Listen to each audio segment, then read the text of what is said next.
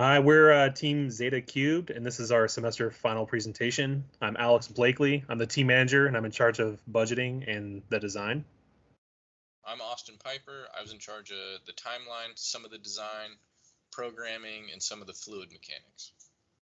My name is Finnley Butler. I also worked on some of the design and the mechatronics analysis. And our faculty advisor is Dr. Sean Dwan, and our Intel industry contact is Dr. Ralph Jensen. For our project, it was provided by Intel. They have a server, and when the server is being maintained, the maintenance door is very difficult to deal with. You have to pull the entire door off and store it somewhere separate, and it's inconvenient to the technicians. Our project is to provide a spring-loaded force vibration dampening hinge that allows this server door to open by itself. You unlatch, it will automatically open and hold the door up out of the way. And then when you close it, we are hoping to have a dampening control with some fluid to dampen how hard you can close it without damaging any components of the server. So our overall methodology for design is we want to integrate everything we've learned as engineering students. And we wanted to kind of combine everything as far as like physics, manufacturing, machine design, mechatronics. And we wanted to focus a lot on design verification and validation, which is basically a way to initially have your initial plan be exactly the way, like constant checks to make sure that your initial plan is what you end up with. And design thinking is we wanted to use basically a prototyping method. And so when we did our designing for manufacturing and assembly, we decided to have a large focus on 3D printing, which would allow us to do all this fairly easy and use iterations to have an effective product we can actually put to market one day. These are some of our initial CAD designs that we introduced during our midterm presentation. The one on the left, we wanted to incorporate some viscous dampening, so taking advantage of the viscosity of a fluid to dampen our doors and mitigate some of the force from the door being closed. The one in the middle, it's another design we had that involved two spring hinges to move the door and slide it out of the way. However, the server is very tight and the rack has no extra space, so the door would just run into other things next to the server. And the final one on the right is basically a compression spring that we thought about doing. And the main issues with that was that you would pretty much be limited to two. You only put one on each side. And so you'd have to take up a lot of space with the strength of those as well. And so this was our preliminary design. We basically thought about having an entirely enclosed system. This turned out to be pretty difficult once we got into a spring design and everything like that. We also wanted to use fins for the viscous fluid to create drag and a dampening effect when we close the door. And we weren't sure where to place those. We initially thought they would go on the rod, but we eventually changed that to be inside the actual housing itself and to have springs out in the opens where they could be lubricated and replaced easier. When conducting our design, we are worried about manufacturing and assembly. We definitely want to optimize how long it takes to get our product to market. We want to limit the manufacturing production cost. So to build or design this in a way that makes it easy for a manufacturer to produce and continue to produce large quantities of. We want to expedite testing and prototyping, which is why we prefer to go 3D printing, and optimizing printing assembly, which is preferably we can print this all as one piece or in as little as pieces as possible to minimize that cost. And some of the growth that we initially discussed after our preliminary design was adding more springs to overcome the door moment. We struggled with the size of the spring and being able to overcome the moment arm of the door. And so we figured the easiest way to do that would be to add additional springs in there. We also optimized the rod and dampening components to simplify that and make it a little easier when we get to the production, using that design for manufacturing and assembly technique. And we also, we considered the production extensively when making these decisions. So for our final rod design, we decided to actually simplify it since we weren't going to have any kind of fins or anything on there. And so basically all it is it's a just a solid rod that's it's 8 millimeters in diameter. And we decided to change up. It used to be a steel material we were planning on doing, but we tried to make we discussed it with some faculty members, and they basically told us that an 8 millimeter diameter steel or aluminum rod would be extremely difficult to produce. And so using 3D printing would be a lot easier. And one of the materials we decided to use, or the material we decided to use, was nylon 6. So it could be 3D printed, and it's extremely strong. It had the ultimate tensile strength of 75 megapascals.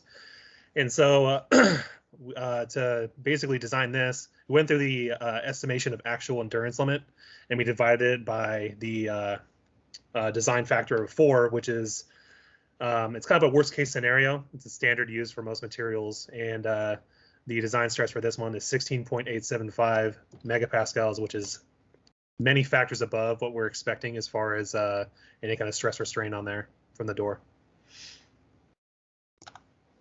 And so this is kind of on the left is our old rod, and that was, like I said, it used to be 1020 steel. It had 2 different diameters. It was also hollow and made it very difficult to produce. And so using design for manufacturing and assembly methods, we decided to simplify it and also change the materials to make it easier to manufacture. Our initial spring design, we were planning on using only 2 springs, so that divided the moment by 2. And when we were conducting these calculations, we started with some initial design values, and that gave us our possible wire diameter we could use, the outer diameter of the torsion spring we could use. It gave us a comparable stress to the material we wanted to use. And after looking at all these values and calculating them, the ASTM A401 steel wire was a good fit for the expected stress compared to the actual stress that it can withstand. It was very safe. It was 1,390 megapascals versus 1,655 megapascals. However, when the actual number of coils was calculated, the calculation showed that it would be 0.002 coils, which is not possible, as well as the minimum inner diameter was a negative 2.95 millimeters, which is obviously physically impossible. That result caused us to reach out to Professor Wasko, and he provided us with a stock spring company called Lee Springs. This company has a comprehensive catalog with tons of stock options. It allows us to search for over 2,000 different torsion springs and really constraint down to find the exact spring we need for our application. Our spring ended up being a music wire that was fairly small and very thin, so we were allowed to use 3 of these stock springs. So when selecting the design of the fins, we want to make it as simple as possible for manufacturing and calculation. And so I used the equation for drag force, which is pictured there. And Austin, you would mind clicking there's one more thing. The drag forces was basically, that was the overall drag force for one fin. And so basically multiplied it by 8 because there's 8 fins in there, and then both sides. And so that gave us an overall drag force from the entire hinge as it's moving at about 1 meter per second. It's about 2.6 pounds or 1.18 kilograms, and so it's enough for such a small little space to give us some damping effect. And the viscous fluid we decided to use was we wanted to make sure it was like environmentally friendly, just in case there's any kind of leakage or anything like that. And so we chose something simple we can get our hands on, which was the pictured on the left, the bar and chain oil. And it's basically 97% completely biodegradable. And it's also a common viscosity, and so it was easy to find different properties, fluid properties on it to do the calculations. And so this was the evolution of the brackets themselves. And on the left, bottom left, that's our original one with no, that's where we were counting on the rod to have the fins on there. And the two that are different colored, the one on the top is the top one, and the one on the bottom is the bottom hinge. And all we had to do was lengthen out width-wise the width of it. We added fins on the inside of the housing for the top hinge. And then we also extended the height because the legs of the spring were a lot longer than we thought they would be. So I'd add about 10 millimeters onto the height of it as well. And so these are the kind of the difference of the hinge assemblies that we ended up with. So on the right was our midterm one, completely housed, internally housed as far as all the components. And the one on the left will be, that's our final one with the 3 springs that will be able to overcome in the moment. And it also has, it'll have viscous fluid on the left and right sides of those housings. And to be able to assemble it, we're going to have a cap on the left side that will be able to basically screw and unscrew and slide the rod through. So you'll be able to take it in and out and replace springs if necessary. For our design analysis, we're having some issues with Inventor, and we reached out to Professor Davis to get some faculty assistance on that. Basically, our assembly, we're having trouble constraining it and getting it to move correctly. And so we're hoping we can clear some of that up headed forward in Inventor. This could translate to some increased spending, just testing, adding some efforts into prototyping and resources into prototyping.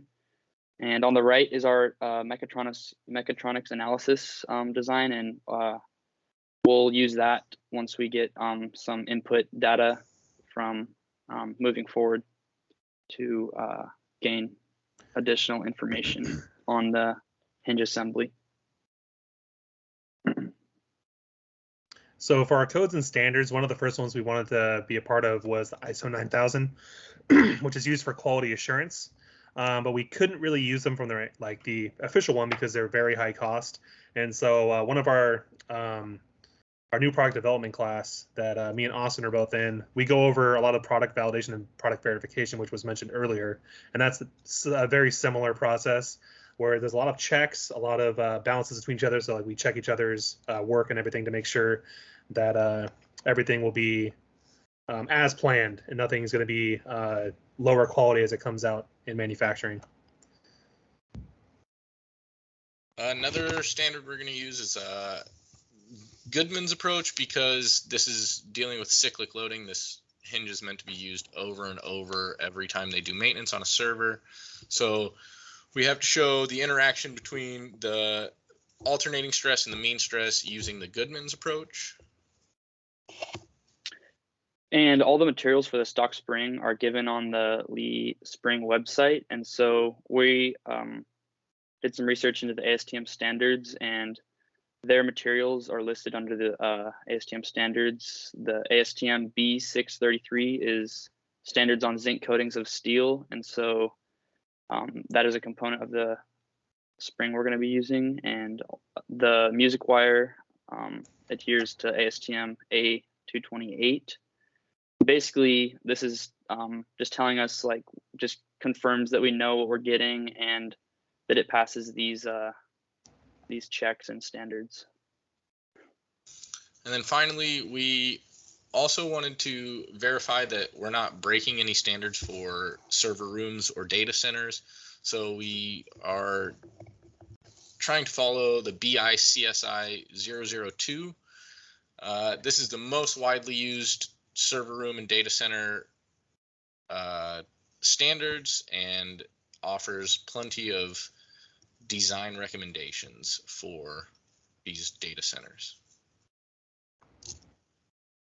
So this is our final production drawing. We try to have as few pieces as possible, and to make it simple, so it's basically we want anybody to be able to read this. And this is the exact one we're going to be using as far as like actually printing off and manufacturing. And so, yeah, that's what it is. For our spring, we're having issues in Inventor with having them move along with our actual hinge brackets. Therefore, we conducted simulations on specific parts that are going to experience the largest amount of stress and use. So we conducted a stress intensity simulation and an elastic strain intensity simulation. The top picture shows our stress simulation, and it ended up with a maximum stress of 111.55 megapascals, and is much less than what the spring can actually handle. And on the bottom, our maximum strain that we will see is 0.00072 meters per meter, which is again very small. We conducted the same stress and strain analysis and simulations on the rod, and the stress intensity for the rod was a maximum of 4.45 megapascals, which is much smaller than what the nylon 6 can handle.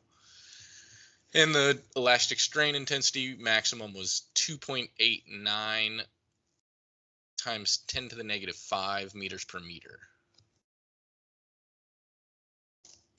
So this is our final design specification sheet, and basically it'll go through each one of the components, such as the spring, give inner, outer, and total wire diameter, numbers of coils, torque, deflection, things like that.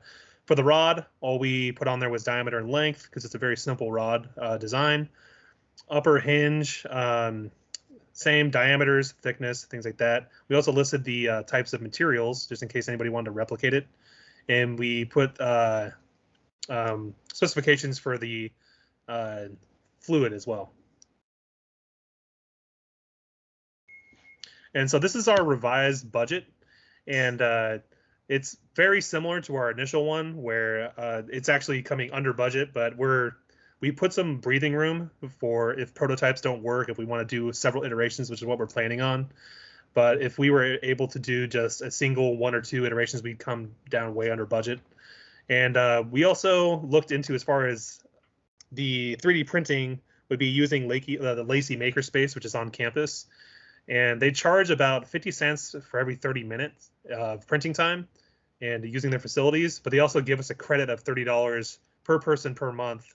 And so we believe that, I think it's, we predicted about 6 hours of printing time total for the entire thing, and we are pretty sure we'll come under there, and we can do several iterations without actually having to pay for anything out of our budget. This is our revised timeline. We had to adjust some dates because in design and calculations things happen that you're not prepared for.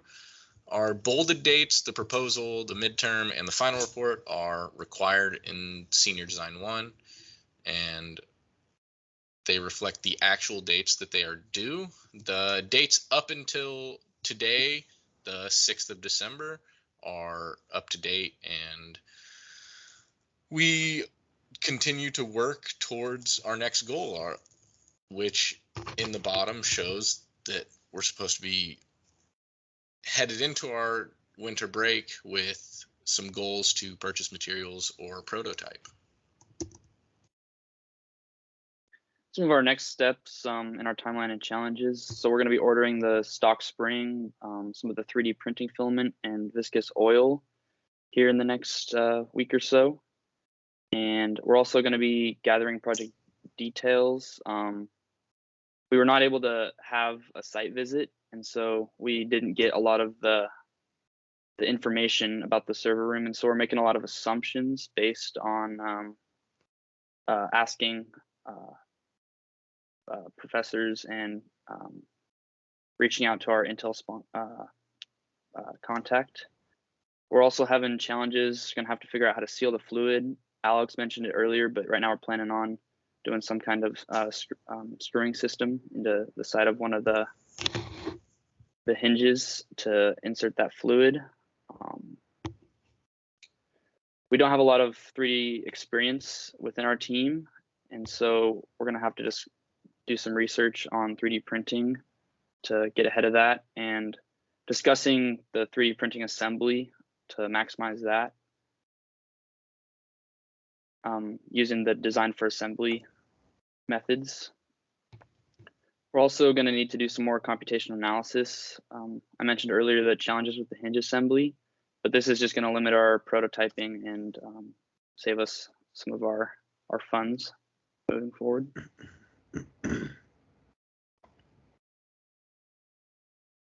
Some prototype considerations. We made a unanimous decision to do 3D printing. We thought it was the best to scale and bring to market, and it solved some of our production issues and manufacturing issues. 3D printing is rapidly growing, and it's been really awesome researching that and learning about all the new technologies that are emerging. We were actually shown the nylon 6 filament in the Lacey makerspace, and that's kind of where we got the idea. We were really impressed with the look of the material and just how strong it was and the accuracy it came out with, like a production finish, and we really liked that to cut down on some of the costs. We also learned a technique known as print in place, and that picture shown to the right is an example of a bearing 3D printed. It's all printed in one piece, and basically there's small connections across the material that allow it to be broken away and gives it some mobilization. And so that can be used in our hinge assembly to possibly print everything in one piece. And so a lot of our recent discussion has involved the assembly and figuring out how to manufacture with the printed place technique possibly, and figuring out how to scale it until once it's scalable and amortizable by the end of the year. And so our current design is for the static door scenario, and so moving forward we're going to have to figure out how to incorporate the movement of the door into the hinge bracket as well. We're also planning on doing a force and stress analysis on some 3D printing filaments, and so experimenting with different filaments and different printing techniques and sizes to figure out how we can maybe cut costs on the 3D printing side while maintaining good structure. Could be very interested moving forward. We're also going to use a Raspberry Pi for vibrations and mechatronics analysis. And so these are some of our references we used. A lot of them were mainly books, websites, and the sites that we're going to be referencing as far as like materials for the nylon. And if you have any questions, we'll be glad to answer them. Thank you. Thank you.